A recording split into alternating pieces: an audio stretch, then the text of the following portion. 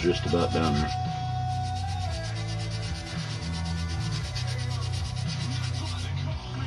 I know this video is probably going to be long because I'm showing it real time, but I really think people will get that if I do it this way.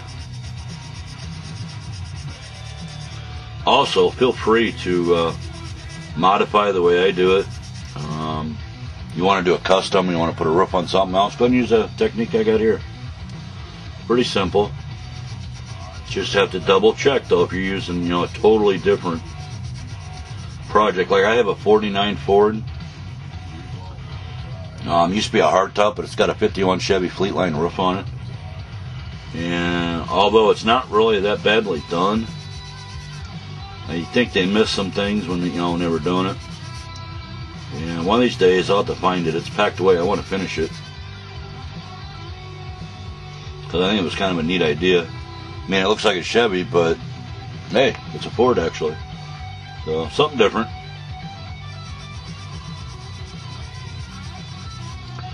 Okay, that's down pretty low there.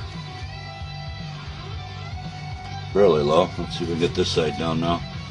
This one I cut pretty close, so.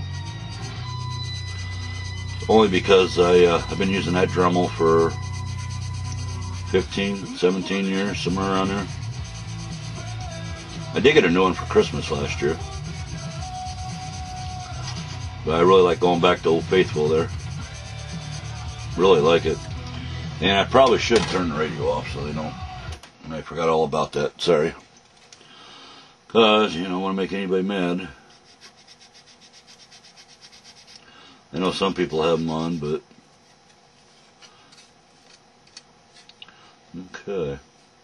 Now, this one has a bit of flashing because of the roof, so we'll sand her down a little more.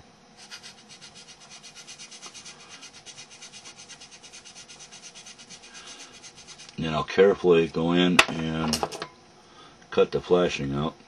Well, let's see if we can try to anyway.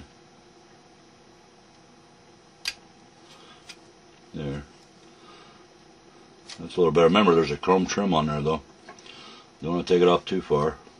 This side has a little bit, too. If you take care of it now, your finished product will look 100 times better. There we go. I'm going to sand these middle of the doors down where the sprue part was. The roof protector, I guess you'd say it is. Because that'll show right up when you do your final paint and clear, and you really don't want that to show up. You want it to look crisp.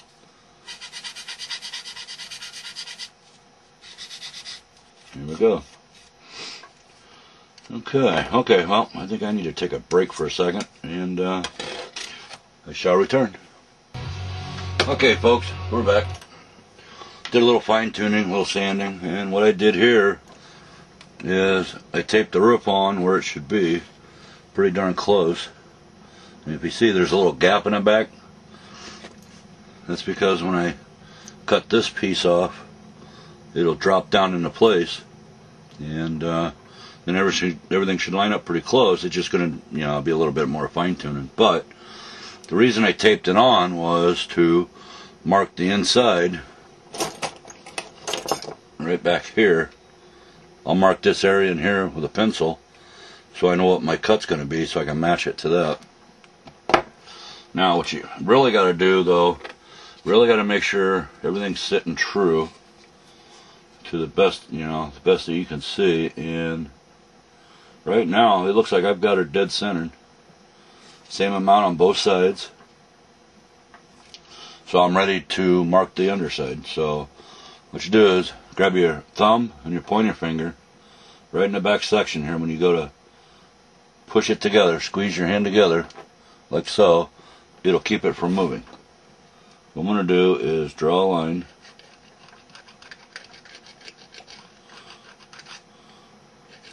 where it needs to go. I'll have to fine tune this inside area, but I'm going to cut it a little bit away from the line so I have some room to play. I like to get it as tight as I can get it, so there's no gaps I have to fill in, stuff like that. So yeah, that's pretty close right there. So there, I have my line in there. So we'll take the tape back off. I did notice on this A-pillar I gotta file it down a little bit more. It sticks up just a little bit, but that's not gonna hurt anything. We'll get her stuck back, you know, sanded back down so we can stick her together there so it looks a little better. Okay, there's that. There's the tape. I don't reuse tape. I use it once, I get rid of it. Best way to do it. And there's our line.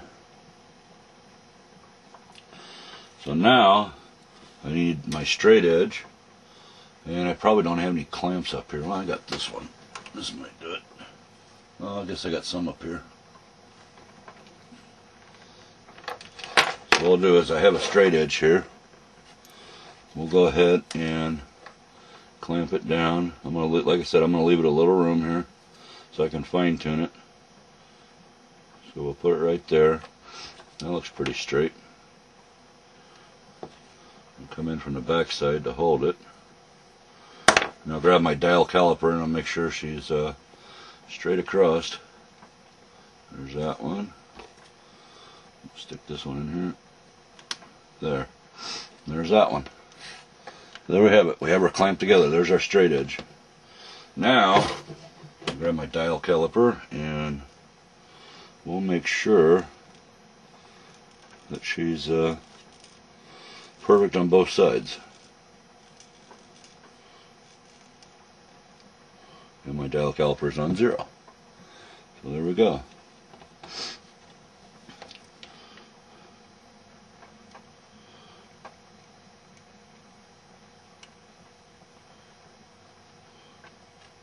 Go in a little bit. Let's go by this mark here. We'll go by the trunk lid. That way we know we're straight across. And by golly, I am straight across. Perfect. The only reason I have a straight edge on there is to help guide me too when I go to cut it. Because when you go cut long areas like that, the Dremel's going to want to turn on you. So, give me 1 second here.